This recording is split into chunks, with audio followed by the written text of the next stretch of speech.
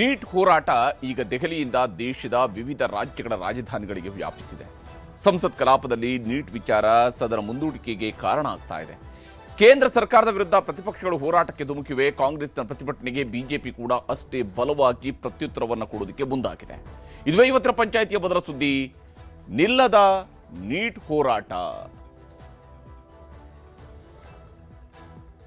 ದೇಶದಲ್ಲಿ ನೀಟ್ ಹೋರಾಟ ನಿಂತಿಲ್ಲ. ದೇಶದ ರಾಜಧಾನಿಯಲ್ಲೂ ಹೋರಾಟ ನಡೀತಿದೆ, ರಾಜ್ಯದ ರಾಜಧಾನಿಗಳಲ್ಲೂ ಕೂಡ ಹೋರಾಟ ನಡೀತಿದೆ. ನಮ್ಮ ರಾಜ್ಯದಲ್ಲೂ ಕೂಡ, ಬೆಂಗಳೂರಲ್ಲೂ ಕೂಡ ಪ್ರತಿಭಟನೆಗಳು ನಡೆದಿದ್ದಾವೆ. ವಿಶೇಷವಾಗಿ ದೆಹಲಿಯಲ್ಲಿ ಜಂತರ್ ಮಂತರ್ನಲ್ಲಿ ಕಾಕ್ರೋಚ್ ಪಾರ್ಟಿಯವರು ಹೋರಾಟವನ್ನು ನಡೆಸ್ತಾ ಇದ್ರೆ, ಸದನದ ಒಳಗಡೆ ಮತ್ತು ಸದನದ ಹೊರಗಡೆ ಸಂಸತ್ ಭವನದಲ್ಲಿ ಕಾಂಗ್ರೆಸ್ ನೇತೃತ್ವದಲ್ಲಿ ಪ್ರತಿಪಕ್ಷಗಳವರು ಹೋರಾಟ ನಡೆಸಿದ್ದಾರೆ. ಕಪ್ಪು ಬಟ್ಟೆಯನ್ನು ಧರಿಸಿದ್ರು, ಕಪ್ಪು ಪಟ್ಟಿಯನ್ನು ಧರಿಸಿದ್ರು, ಸದನದ ಒಳಗೆ ಮಾತನಾಡಿದ್ರು, ಸದನದ ಹೊರಗಡೆಯೂ ಕೂಡ ಮಾತನಾಡಿದ್ದಾರೆ. ಆರೋಪಗಳ ಸುರಿಮಳೆಯನ್ನು ಗೆದ್ದಿದ್ದಾರೆ. ರಾಜ್ಯದ ವಿಚಾರಕ್ಕೆ ಬಂದಾಗ ರಾಜ್ಯದಲ್ಲಿ ಬಿಜೆಪಿ ಕಚೇರಿ ಮುಂದೆ ಕಾಂಗ್ರೆಸ್ನವರು ಪ್ರತಿಭಟನೆ ಮಾಡಿದ್ರು. ಅದಕ್ಕೆ ಪ್ರತ್ಯುತ್ತರವಾಗಿ ಕಾಂಗ್ರೆಸ್ ಕಚೇರಿಯ ಮುಂದೆ ಬಿಜೆಪಿಯವರು ಪ್ರತಿಭಟನೆಗೆ ಹೋದರು. ಆಗ ಮೊಟ್ಟೆಗಳನ್ನು ಎಸೆಯಲಾಗಿದೆ. ಬಿಜೆಪಿ ಶಾಸಕ ಬಿಪಿ ಹರೀಶ್ ಅವರ ತಲೆ ಮೇಲೆ ಮೊಟ್ಟೆ ಹೊಡೆದಿದ್ದಾರೆ. ಹಾಗಾದ್ರೆ ಈ ಕೃತ್ಯ ಎಸಗಿದ್ದು ಯಾರು? ತನಿಖೆ ಏನು ನಡೀತಿದೆ? ಯಾವ ಸ್ವರೂಪದ ವಾಗ್ಯುದ್ಧಕ್ಕೆ ಇದು ಕಾರಣ ಆಗಿದೆ? ದೇಶದ ವಿವಿಧ ರಾಜಧಾನಿಗಳಲ್ಲಿ ಹೇಗೆಲ್ಲ, ವಿವಿಧ ರಾಜ್ಯಗಳ ರಾಜಧಾನಿಗಳಲ್ಲಿ ಹೇಗೆಲ್ಲ ಹೋರಾಟಗಳು ನಡೆದಿದ್ದಾವೆ ಅನ್ನೋದ್ರ ಬಗ್ಗೆ ಒಂದು ವಿವರವಾದಂತಹ ವರದಿಯನ್ನು ನಿಮಗೆ ತೋರಿಸ್ತೀನಿ ಇವತ್ತಿನ ಪಂಚಾಯಿತಿಯ ಮೊದಲ ಸುದ್ದಿಯಲ್ಲಿ. ಇನ್ನು ಇವತ್ತಿನ ಪಂಚಾಯಿತಿಯ ಎರಡನೇ ಸುದ್ದಿ, ಸುಪ್ರೀಂ ಚಾಟಿ, ಸೌಜನ್ಯ ಅತ್ಯಾಚಾರ ಮತ್ತು ಕೊಲೆ ಪ್ರಕರಣ. 2012ರಲ್ಲಿ ನಡೆದಂತಹ ಘಟನೆ. ಇದಾಗಿ 14 ವರ್ಷ ಕಳೆದಿದೆ. 17 ವರ್ಷದ ಹುಡುಗಿ ಸತ್ತು ಹೋಗಿ 14 ವರ್ಷ ಕಳೆದಿದೆ. ಇದರ ನಡುವೆ ಸಿಬಿಐ ವಿಶೇಷ ನ್ಯಾಯಾಲಯದಿಂದ ತೀರ್ಪು ಬಂದಿದೆ. ಈ ಪ್ರಕರಣದ ಏಕೈಕ ಆರೋಪಿಯಾಗಿದ್ದ ಸಂತೋಷ್ ರಾವ್ ಖುಲಾಸೆಯಾಗಿದ್ದಾನೆ. ಪ್ರಕರಣದ ಮರುತನಿಖೆಗೆ ಸಂಬಂಧಿಸಿದಂತೆ ಸೌಜನ್ಯ ಕುಟುಂಬ ಹೋರಾಟ ನಡೆಸ್ತಾನೆ ಬಂದಿದೆ. ಈಗ ಸುಪ್ರೀಂ ಕೋರ್ಟ್ನ ದ್ವಿಸದಸ್ಯ ಪೀಠದ ಮುಂದೆ ಈ ವಿಚಾರ ಬಂದಾಗ ಈ ಪ್ರಕರಣದ ಅರ್ಜಿಯನ್ನ ಕೈಗೆತ್ತಿಕೊಂಡಿರುವಂತಹ ದ್ವಿಸದಸ್ಯ ಪೀಠ ಹಿಂದೆ ತನಿಖೆ ನಡೆಸಿದ್ದ ಸಿಬಿಐಗೆ ಚಾಟಿ ಬೀಸಿದೆ. ರಾಜ್ಯ ಸರ್ಕಾರ ಎಸ್ಐಟಿ ರಚಿಸೋದಕ್ಕೆ ಸಿದ್ಧರಿದ್ದೇವೆ ಅಂತ ಸುಪ್ರೀಂ ಕೋರ್ಟ್ಗೆ ಹೇಳಿದ್ದು, ಸುಪ್ರೀಂ ಕೋರ್ಟ್ ಸಿಬಿಐ ಕಾರ್ಯವೈಖರಿ ಬಗ್ಗೆ ತೀವ್ರ ಅಸಮಾಧಾನ ವ್ಯಕ್ತಪಡಿಸುತ್ತಾನೆ ಆದೇಶವನ್ನ ಕಾಯ್ದಿರಿಸಿದೆ. ಹಾಗಾದ್ರೆ ಸುಪ್ರೀಂ ಕೋರ್ಟ್ನಲ್ಲಿ ಇವತ್ತು ಏನಾಯಿತು ಅದನ್ನು ಕೂಡ ನಿಮಗೆ ತೋರಿಸ್ತೀನಿ ಇವತ್ತಿನ ಪಂಚಾಯಿತಿಯ ಎರಡನೇ ಸುದ್ದಿಯಲ್ಲಿ. ಈಗ ಮೊದಲ ಸುದ್ದಿ ಕಡೆಗೆ ಹೋಗೋಣ. ಬಹಳ ಮುಖ್ಯವಾಗಿ ನಿಲ್ಲದ ನೀಟ್ ಹೋರಾಟ ಹೇಗೆಲ್ಲ ನಡೀತಾ ಇದೆ, ಯಾವ ಸ್ವರೂಪದಲ್ಲಿ ನಡೆದಿದೆ, ದೇಶದ ರಾಜಧಾನಿಯಲ್ಲಿ, ರಾಜ್ಯದ ರಾಜಧಾನಿಯಲ್ಲಿ, ಬೇರೆ ಬೇರೆ ರಾಜ್ಯಗಳ ರಾಜಧಾನಿಗಳಲ್ಲಿ ಹೇಗೆಲ್ಲ ಹೋರಾಟಗಳು ನಡೀತಾ ಇದ್ದಾವೆ, ಆರೋಪಗಳು, ಪ್ರತ್ಯಾರೋಪಗಳು. ಕೇಂದ್ರ ಸರ್ಕಾರ ನಾವು ನೀಟ್ ಬಗ್ಗೆ ಚರ್ಚೆಗೆ ಯಾವುದೇ ನಿಯಮದ ಅಡಿಯಲ್ಲಿ ಕೂಡ ನೀಟ್ ಬಗೆಗಿನ ಚರ್ಚೆಗೆ ಸಿದ್ಧರಿದ್ದೇವೆ ಅಂತ ಹೇಳಿದೆ. ರಾಜ್ಯಸಭೆಯಲ್ಲಿ ಆಲ್ರೆಡಿ ಪ್ರತಿಪಕ್ಷದವರು ಕೇಳಿದ್ದಂತಹ ನಿಯಮದ ಅಡಿಯಲ್ಲೇ ಚರ್ಚೆಗೆ ಒಪ್ಪಿಗೆಯನ್ನು ಕೂಡ ಸೂಚಿಸಿದ್ದಾವೆ. ಪ್ರತಿಪಕ್ಷಗಳವರು ಧರ್ಮೇಂದ್ರ ಪ್ರಧಾನ್ ಅವರ ರಾಜೀನಾಮೆಯನ್ನು ಕೇಳ್ತಾ ಇದ್ದಾರೆ. ಆದರೆ ಇದು ರಾಜಕೀಯ ಅನ್ನುವಂಥದ್ದನ್ನ ಬಿಜೆಪಿ ಹೇಳ್ತಾ ಇದೆ. ಹೇಗೆಲ್ಲ ನಡೀತಿದೆ ಇಲ್ಲಿ ಹೋರಾಟ, ಆರೋಪ, ಪ್ರತ್ಯಾರೋಪ ಈ ಬರೆದಿತ್ತು.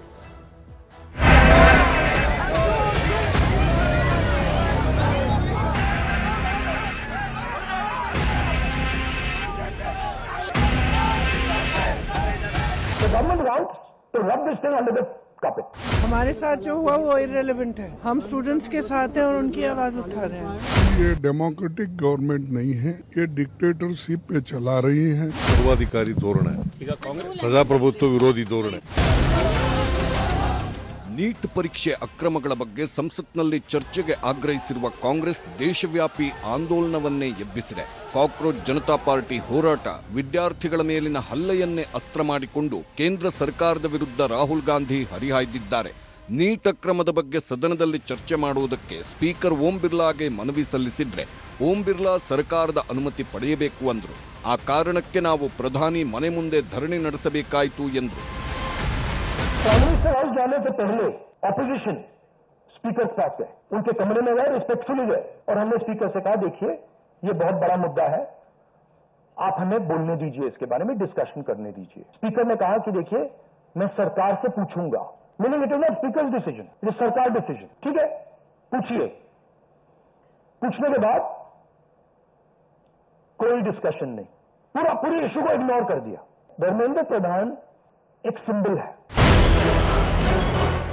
ದೇಶದ ಭವಿಷ್ಯ ಅನ್ನೋ ವಿದ್ಯಾರ್ಥಿಗಳಿಗೆ ಭವಿಷ್ಯ ಇಲ್ಲವಾಗಿದೆ ಎಂದು ರಾಹುಲ್ ಗಾಂಧಿ ಆಕ್ರೋಶ ವ್ಯಕ್ತಪಡಿಸಿದ್ದಾರೆ. ಖಾಸಗಿ ಕಾರ್ಪೊರೇಟ್ ಉತ್ಪಾದನಾ ಘಟಕಗಳು ಅಷ್ಟೇ ಯಾಕೆ, ಸರ್ಕಾರಿ ಉದ್ಯೋಗಗಳು ಕೂಡ ವಿದ್ಯಾರ್ಥಿಗಳ ಪಾಲಿಗೆ ಇಲ್ಲವಾಗಿದೆ ಎಂದು ಫೋಟೋ ಸಮೇತ ಆಕ್ರೋಶ ಹೊರಹಾಕಿದ್ರು.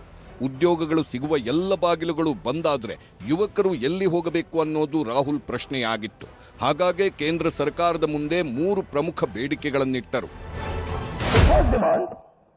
Completely legitimate demand is that Mr. Dharmendra Pradhan, who has failed as an education minister, who is known to be corrupt, should be relieved of his duties. Second demand, every single person who raised a finger on our students, and it doesn't matter who he is, the people who ordered it and the people who executed it should be made accountable. And the third thing is that the man who is running this entire system, the man who is finally accountable to all this, should have the decency to apologize to the students for what has happened. ವಿದ್ಯಾರ್ಥಿಗಳಿಗೆ ನ್ಯಾಯ ಸಿಗೋವರೆಗೂ ನಮ್ಮ ಹೋರಾಟ ಇದ್ದೇ ಇರುತ್ತೆ ಅನ್ನೋದು ರಾಹುಲ್ ಗಾಂಧಿ ಎಚ್ಚರಿಕೆ ಮಾತು. How I was treated is an irrelevant issue to me. I don't care. Treat me 5 times worse, I don't care. The focus has to be on this. The focus has to be on what was done to the students. The focus has to be on the education system, on paper leaks, and on the cost that these children have been forced to pay. So, do whatever you want to me. 5 times, 10 times worse, I don't care. In fact, I like it, because I learn from it. देखिए, हम पूरा support कर रहे हैं छात्रों के आंदोलन को, ठीक है? मेरे मुंह से खून निकल रहा था कल. हम पूरा सपोर्ट कर रहे हैं. Jitendra Singh is irrelevant in this discussion. I mean, I'm not. He's an irrelevant fellow who doesn't. He can say whatever he wants. He can say whatever he wants. He's an irrelevant part of this discussion. Dharmendra Pradhan ರಾಜೀನಾಮೆಗೆ ಆಗ್ರಹ, ಪ್ರತಿಭಟನೆ. ಸಂಸತ್ ಒಳಗೂ ಹೊರಗೂ ಪಟ್ಟು ಕಲಾಪ ವ್ಯರ್ಥ. ಕೇಂದ್ರ ಸರ್ಕಾರದ ವಿರುದ್ಧದ ಹೋರಾಟದಲ್ಲಿ ಸಂಸತ್ ಒಳಗೂ ಹೊರಗೂ ಪ್ರತಿಪಕ್ಷಗಳ ಒಗ್ಗಟ್ಟು ಕಂಡಿದೆ. ಧರ್ಮೇಂದ್ರ ಪ್ರಧಾನ್ ರಾಜೀನಾಮೆಗೆ ಬಿಗಿಪಟ್ಟು ಹಿಡಿದಿರುವ ಸಂಸದರು ಸಂಸತ್ ಆವರಣದಲ್ಲಿ ಕಪ್ಪು ಬಟ್ಟೆ ಧರಿಸಿ ಪ್ರತಿಭಟನೆ ಮಾಡಿದ್ರು.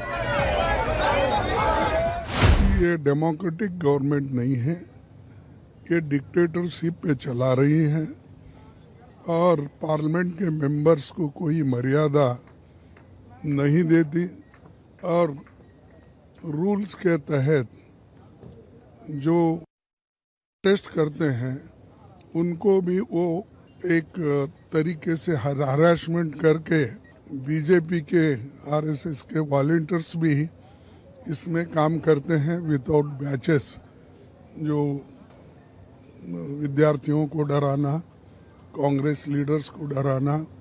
आपको क्या लगता है कि ये लोकतंत्र हमारा बच रहा है? क्या लगता है आपको? हमारे साथ जो हुआ वो इररिलेवेंट है. हम स्टूडेंट्स के साथ हैं और उनकी आवाज उठा रहे हैं. स्टूडेंट्स के साथ जो हुआ वो आप ही बताइए, सही है कि गलत है? बच्चे हैं सारे, प्रोटेस्ट कर रहे हैं. कोई ऐसे प्रोटेस्ट नहीं है. जेन्युइन इशू है, जेन्युइन प्रॉब्लम है. सारे इस देश के सारे माँ बाप जानते हैं, इस देश के सारे स्टूडेंट्स जानते हैं, इस देश के सारी टीचर्स भी जानती हैं. ये अपने मंत्रियों को इसलिए नहीं हटा पा रही है, या क्या वजह है? हमें आपको सोचना चाहिए क्या वजह है. पूरा देश, पूरे नौजवान, उनके परिवार के लोग, युवा सरकार के खिलाफ है कि मंत्री को हटाया जाए. लेकिन क्या दबाव है सरकार के ऊपर कि वो मंत्री को नहीं हटा पा रहे? डर लग रहा है सरकार को, और डर तक डर न पहुंच गया हो कहीं, ऐसा तो नहीं है. ಇನ್ನೊಂದು ಕಡೆ ಜಂತರ್ ಮಂತರ್ನಲ್ಲಿ ಕಾಕ್ರೋಚ್ ಜನತಾ ಪಾರ್ಟಿ ಧರಣಿ ಮುಂದುವರೆಸಿದೆ. ಪೊಲೀಸರ ದೌರ್ಜನ್ಯ, ಲಾಠಿ ಚಾರ್ಜ್ಗೆ ಬೆದರದೆ ಪ್ರತಿಭಟನೆ ಮಾಡುತ್ತಿದ್ದಾರೆ. ದೇಶದ ಮೂಲೆ ಮೂಲೆಗಳಿಂದಲೂ ಬರುತ್ತಿರುವ ಹೋರಾಟಗಾರರನ್ನ ದೆಹಲಿ ಪೊಲೀಸರು ತಡೆಯುವ ಸಾಹಸಕ್ಕೂ ಕೈ ಹಾಕಿದ್ದಾರೆ. ದೆಹಲಿಯ ಬಹುತೇಕ ಮೆಟ್ರೋ ಸ್ಟೇಷನ್ಗಳು ಬಂದ್ ಆಗಿವೆ. ಸರ್ಕಾರದಿಂದ ಸಂಧಾನಕ್ಕೆ ಆಹ್ವಾನ ಬಂದರೂ ಸಿಜೆಪಿ ತಿರಸ್ಕರಿಸಿದೆ.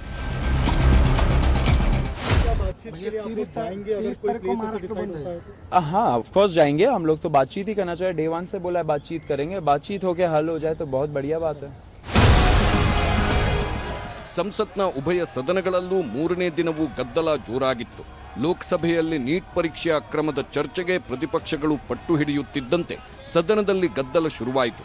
ಆಡಳಿತ ಮತ್ತು ಪ್ರತಿಪಕ್ಷಗಳ ಸದಸ್ಯರ ನಡುವೆ ಆರೋಪ ಪ್ರತ್ಯಾರೋಪ ಜೋರಾಗಿದ್ದರಿಂದ ಲೋಕಸಭೆ ಕಲಾಪವನ್ನ ನಾಳೆಗೆ ಮುಂದೂಡಲಾಯಿತು. हमारा डिमांड वेरी क्लियर है. Education minister should be resign.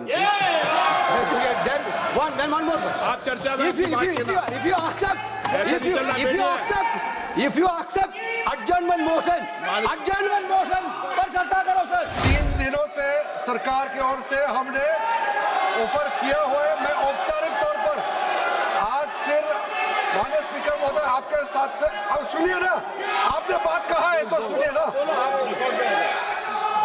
सरकार नीट पेपर लीक का चर्चा के लिए पूरी तरह से तैयार है और हमने पहले दिन से कहा है जब चर्चा होती है तो किसी नियम के तहत होना पड़ता है और इसका व्यवस्था बनाना पड़ता है. ಮತ್ತೊಂದು ಕಡೆ ರಾಜ್ಯಸಭೆಯಲ್ಲೂ ಗದ್ದಲವಿದ್ದ ಕಾರಣಕ್ಕೆ ಕಲಾಪವನ್ನ ನಾಳೆಗೆ ಮುಂದೂಡಲಾಗಿದೆ. ನೀಟ್ ಅಕ್ರಮದ ಬಗ್ಗೆ ರಾಜ್ಯಸಭೆಯ ನಿಯಮ 267ರಡಿ ಚರ್ಚೆಗೆ ಮಲ್ಲಿಕಾರ್ಜುನ್ ಖರ್ಗೆ ಆಗ್ರಹಿಸಿದ್ರು. ಪ್ರತಿಪಕ್ಷಗಳ ಆಗ್ರಹಕ್ಕೆ ಮಣಿದು ರೂಲ್ 267ರ ಅಡಿ ಚರ್ಚೆಗೆ ಅವಕಾಶ ಕೊಡಲಾಗಿದೆ. चर्चा होना तो मैं रिक्वेस्ट करता हूं गवर्नमेंट को वो रिजिग्नेशन दिलाए, बातचीत शुरू करेंगे. चर्चा शुरू करेंगे. ये क्या है सर? डेमोक्रेसी है. बच्चों को बचे हुए मार रहे रास्ते में फंसे हुए. इसीलिए हम नहीं चाहते. हम तैयार हैं. हम भागते नहीं. अरे आपके जैसे खबरों नहीं हमें तो सुना देता है. ರಾಹುಲ್ ಗಾಂಧಿ, ಪ್ರಿಯಾಂಕಾ ವಾದ್ರಾ ವಶಕ್ಕೆ ಪಡೆದ ಪೊಲೀಸರ ಕ್ರಮ ಕೇಂದ್ರ ಸರ್ಕಾರದ ಧೋರಣೆಯನ್ನ ರಾಜ್ಯ ಕಾಂಗ್ರೆಸ್ ನಾಯಕರು ಖಂಡಿಸಿದ್ರು. ರಾಹುಲ್ ಗಾಂಧಿ ಅವರು ಪ್ರಜಾಪ್ರಭುತ್ವದಲ್ಲಿ ಪ್ರೊಟೆಸ್ಟ್ ಮಾಡಲಿಕ್ಕೆ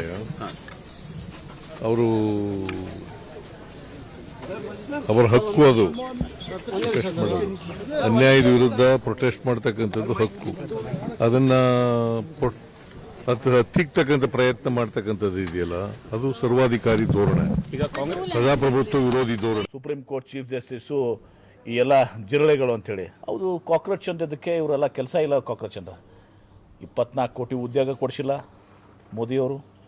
ಎಲ್ಲ ಬೆಲೆ ಏರಿಕೆ ಆಗಿದೆ. ಪಕೋಡ ಮಾರಕ್ಕೆ ಹೋಗ್ರಿ ಅಂತ ಹೇಳಿದ್ರು. ಪಕೋಡ ಮಾರಬೇಕಂದ್ರೆ ಎಣ್ಣೆ ತುಟ್ಟಾಗಿದೆ ಅದನ್ನು ಕೂಡ ಆಗಂಗಿಲ್ಲ. ಇಂಥದ್ದಿದ್ದಾಗ ಯುವಕರಿಗೆ ದೇಶದ ಪ್ರಜಾಪ್ರಭುತ್ವದ ಒಂದು ಅಡಿಯಲ್ಲಿ ಸಂವಿಧಾನಾತ್ಮಕ ಹಕ್ಕಿದೆ ಅಂತಂದು ಸಹ ರಾಹುಲ್ ಗಾಂಧಿಯವರು ನಮ್ಮ ಪಕ್ಷದ ನಾಯಕರು ತಕ್ಷಣ ಅವರು ಇಟ್ಟಿರ್ತಕ್ಕಂಥ ಮನವಿಗಳಿಗೆ ಕೇಂದ್ರ ಸರ್ಕಾರ ಸ್ಪಂದಿಸಿ ಕೆಲಸ ಮಾಡದೆ ಹೋದರೆ, ಅದರಂತೆ ನಡೆದುಕೊಳ್ಳದೆ ಹೋದರೆ, ಲೋಕಸಭೆಯಲ್ಲಿ ಅದರ ಬಗ್ಗೆ ಚರ್ಚೆ ಮಾಡೋದಕ್ಕೆ ಅವಕಾಶ ಮಾಡಿಕೊಡದೆ ಹೋದರೆ ಬರುವ ದಿವಸಗಳಲ್ಲಿ ಕೇಂದ್ರ ಸರ್ಕಾರ ಜನರ ಆಕ್ರೋಶಕ್ಕೆ ಬಲಿಯಾಗಬೇಕಾಗ್ತದೆ ಅನ್ನುವಂಥ ಎಚ್ಚರಿಕೆಯನ್ನು ಕೊಡ್ತಿದ್ದಾರೆ.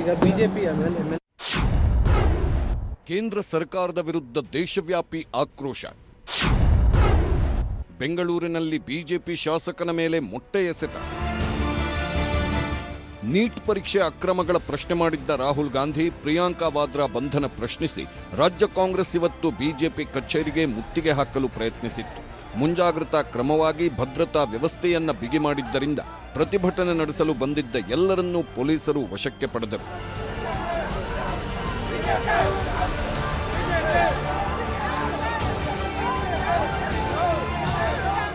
ಕೇಂದ್ರ ಸರ್ಕಾರ ಇವತ್ತು ವಿದ್ಯಾರ್ಥಿಗಳ ಮೇಲೆ ಅಕ್ರಮ ಎಸಗಿ ಇವತ್ತು ದಾಳಿ ಮಾಡಿದೆ. ಪ್ರಜಾಪ್ರಭುತ್ವವನ್ನು ಕಗ್ಗೊಲ ಮಾಡಿರತಕ್ಕಂತ ಕೂಡಲೇ ನೈತಿಕ ಹೊಣೆ ಇವತ್ತು ರಾಜೀನಾಮೆ ಕೊಡಬೇಕು. ಕಾಂಗ್ರೆಸ್ ಮುತ್ತಿಗೆಗೆ ಪ್ರತಿರೋಧವಾಗಿ ಬಿಜೆಪಿ ಕೂಡ ಕಾಂಗ್ರೆಸ್ ಕಚೇರಿಗೆ ಮುತ್ತಿಗೆ ಹಾಕಲು ಪ್ರಯತ್ನಿಸಿದೆ. ಕಾಂಗ್ರೆಸ್ ಕಚೇರಿಯತ್ತ ಬಸ್ನಲ್ಲಿ ಬರುತ್ತಿದ್ದ ಬಿಜೆಪಿ ಕಾರ್ಯಕರ್ತರ ಮೇಲೆ ಹಲ್ಲೆ ಪ್ರಯತ್ನಗಳೂ ನಡೆದವು. ಬಿಜೆಪಿ ಕಾರ್ಯಕರ್ತರು ಕಾಂಗ್ರೆಸ್ ಕಚೇರಿ ಬಳಿ ಜಮಾಯಿಸುತ್ತಿದ್ದಾಗ ಅಲ್ಲಿಗೆ ಬಂದಿದ್ದ ಹರಿಹರ ಶಾಸಕ ಬಿಪಿ ಹರೀಶ್ ಸೇರಿದಂತೆ ಕೆಲವರ ಮೇಲೆ ಮೊಟ್ಟೆಗಳನ್ನು ಎಸೆಯಲಾಗಿದೆ. ಇದರಲ್ಲಿ ಹರೀಶ್ ಅವರ ತಲೆಯ ಮೇಲೆಯೇ ಮೊಟ್ಟೆ ಬಿದ್ದಿದ್ದು ಕಾಂಗ್ರೆಸ್ ಕಾರ್ಯಕರ್ತನೇ ಈ ಕೃತ್ಯ ಎಸಗಿದ್ದಾನೆ ಎಂದು ಆರೋಪಿಸಲಾಗಿದೆ.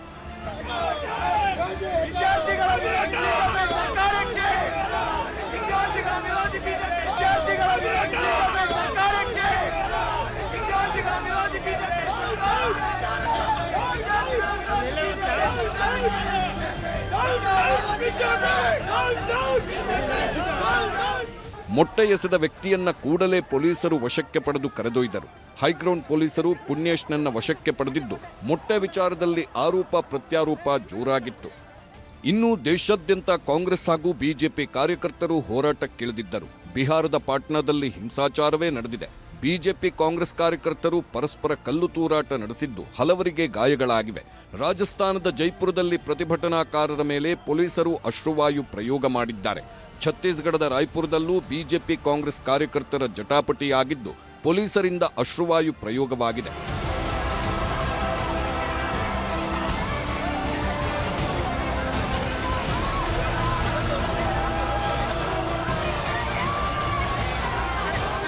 ತೆಲಂಗಾಣದ ಹೈದರಾಬಾದ್ನಲ್ಲಿ ಬಿಜೆಪಿ ಕಾಂಗ್ರೆಸ್ ಕಾರ್ಯಕರ್ತರ ಘರ್ಷಣೆ ಜೋರಾಗಿತ್ತು. ಹೋರಾಟಗಾರರ ಮೇಲೆ ಕಲ್ಲು ತೂರಾಟ ನಡೆಸಲಾಯಿತು. ಕಟ್ಟಿಗೆಗಳಿಂದ ಬಿಜೆಪಿ ಕಾಂಗ್ರೆಸ್ ಕಾರ್ಯಕರ್ತರು ಬಡಿದಾಡಿಕೊಂಡರು.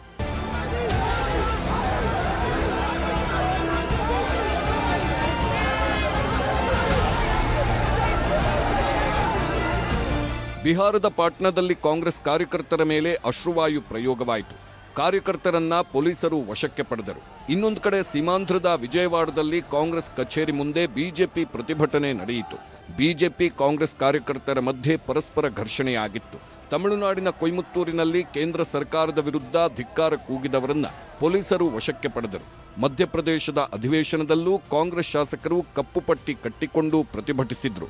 ಕೇರಳದ ಪಾಲಕ್ಕಾಡ್ನಲ್ಲಿ ಕೇಂದ್ರ ಸರ್ಕಾರದ ವಿರುದ್ಧ ಆಕ್ರೋಶ ಹೊರಹಾಕಲಾಯಿತು.